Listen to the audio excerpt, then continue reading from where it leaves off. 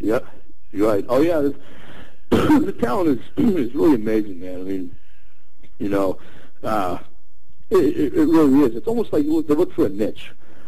You know, a lot of times they look for a niche. They want to grab a guy that they can market. You know what I mean? Sure. And you know what I'm saying, right? Yeah, absolutely. They're not just going to take some guy out of the blue and say, okay, we're going to make you the this that make you you need a gimmick. You know, that's the thing about wrestling that's tough, man. That people don't realize. You need a real good, solid gimmick, and you need a kind of the best of both worlds. I mean, they want a good physique, but they want a good gimmick, or you have to have such a good gimmick that you're unprecedented. You know what I'm saying? Right.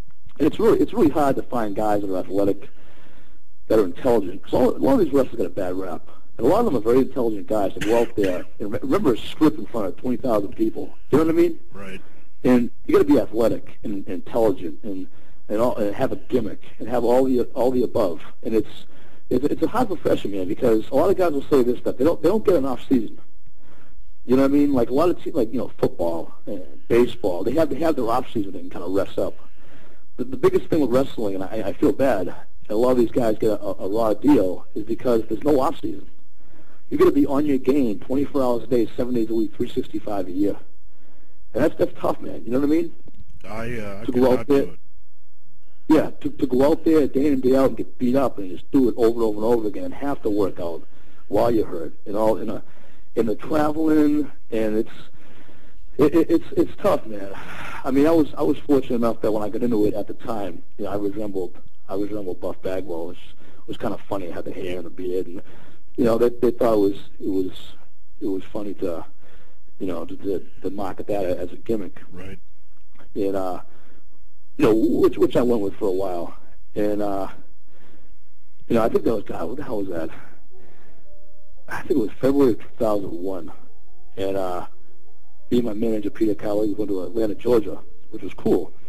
And by the way, I can't thank Peter enough for all the support he gave me during that time, and the motivation he gave me to train like a champ.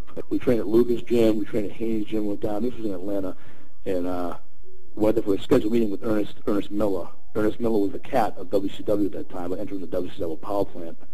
And we're going to build on the whole Buff Bagwell gimmick, you know, wrestling as his cousin. Sure. But, you know, as you know, WCW folded up in 2001, early in the spring of 2001. So, you know, it got to the point, man, it was March of 2001. I felt like I was being exploited by promoters, selling me as Buff's cousin. I said, the hell with it. I'm going to wrestle under my real name. You know what I mean? Sure. I'm gonna wrestle under John Quinlan and Shane O'Kane, the alias that Carolikas developed. Just be me. And we marketed the other thing. It was called the Irish Bad Boy, was the Shane O'Kane nickname, used for the unmasked version of that character with a finishing move called he's amazing, the spiked Irish caning, which was like a version of the reverse neck breaker. But one of the pro, you know, it was all cool, man. It was all entertainment. It was fun to do, and one of the pro wrestling theme songs that was used for me a few times, Shane O'Kane, was really cool. With the beginning of the song "Corn," shooting ladders, you know, those bagpipes. Sure. That are real, like the deep sound of bagpipes was really, really neat, and it was kind of gives you goosebumps when I come out to the crazy bagpipes. But it was all good, man. But like getting back to the extreme, it's tough, man. And I mean, even to do that stuff, after a while, you say to yourself, man, you know, like The Rock. You know, he did it for a while, and then he probably said, I'm going to go make some movies, you know? Because after a while, you take the bumps and over. That's why I respect these guys, man. They do it day in and day out, and it's amazing the things that they do on a daily basis. And it just, you know what I'm saying? Well, I got to tell you, when I was in, they were trying to market me as like a Mankind type of guy. You were telling me that, yeah, that's awesome, man. Yeah. That's really cool, yeah. So we could definitely relate to each other. Yeah, I was a mysterious black from Area 51, and they would always try to find the most insane ways to beat the living crap out of me. And sometimes, yeah, they could probably find many things in the wrestling world. That leaves the options are wide open when you say that. I mean, sometimes, you know, there were times I would step in the ring, and you know, like the time I lost, I had the Tri-State Heavyweight Championship, and I knew I was going to lose it that night. So but I didn't know how. And all of a sudden, I'm getting the crap beat out of me, and all of a sudden there's Indian midgets in the ring. And I didn't even see these guys. I didn't even see these guys backstage. I don't know what the. That's hilarious, man. That's like unprecedented entertainment at its finest, right there. Yeah. Well, that is when you don't know what's coming at you, and and all of a sudden you see midgets, you don't know if you just took a punch the wrong way or what. That's funny, man. That really is, but yeah, I mean, I was fortunate at the time, and like I said, it all comes back to your website, with the lifting and the fitness, and this is why I'm so happy that you actually had me as your first interview, because it all comes back to fitness, and I was fortunate that fitness and that training and the regimen, all those guys in your site do, something I practice even to this day. That got me in a condition that someone was like, hey man, why don't you go to wrestling school? If I wasn't training and I didn't have a good work ethic, and I was, just kind of, just moping along, and I wouldn't have had the opportunity. And if I didn't keep myself in shape and do all that stuff, I wouldn't be able to look back at the memories that I have now. You know what I mean? Yeah, I know. So I mean, that's kind of the foundation, man. And I remember, man, I had the privilege.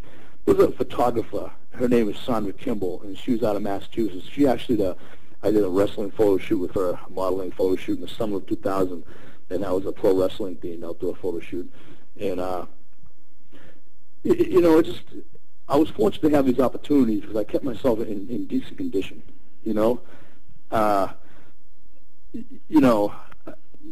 like I said, it all goes back to everything you preach on your site, good nutrition and staying healthy and training right and consistency.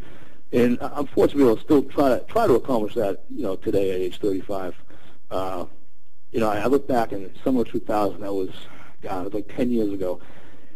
I had a modeling shoot then, and it's cool. I just had a major modeling advertisement shoot this past St. Patrick's Day with Sandra as well.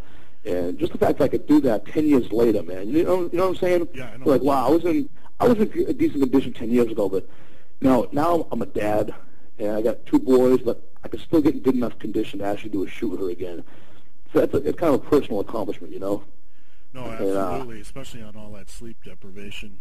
Oh man, you have no idea. Yeah. I can't. My wife is excellent though. She's a great mom, and she's great with the kids. So it really helped me out tremendously. So I take my hat off to her all the time because I couldn't do it alone. She's an amazing person.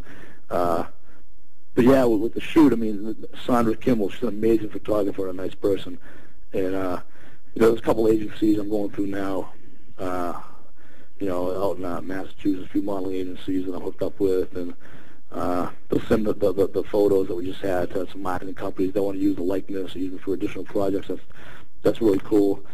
But we always try to stay active as we go, man. And it's almost like you touched on a really good point earlier in the interview when you said, a lot of athletes can't let go.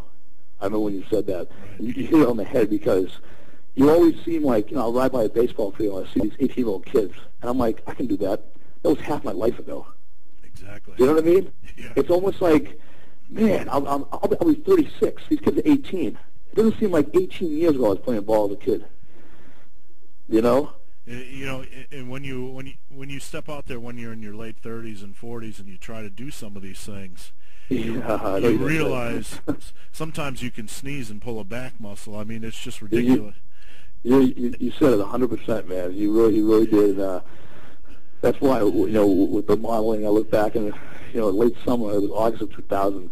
There was this Energy Bomb drink. It was a big drink in Boston called, called Energy Bomb, and I modeled for that. And that was a shoot done in a Boston nightclub. And, it's like, I was lucky enough in the late, 90s, 2001, the photographer to come around to the gym and ask a lot of me and the guys to do these shoots. We were just doing it because it was fun, and sports catalogs or these little fitness features and stuff.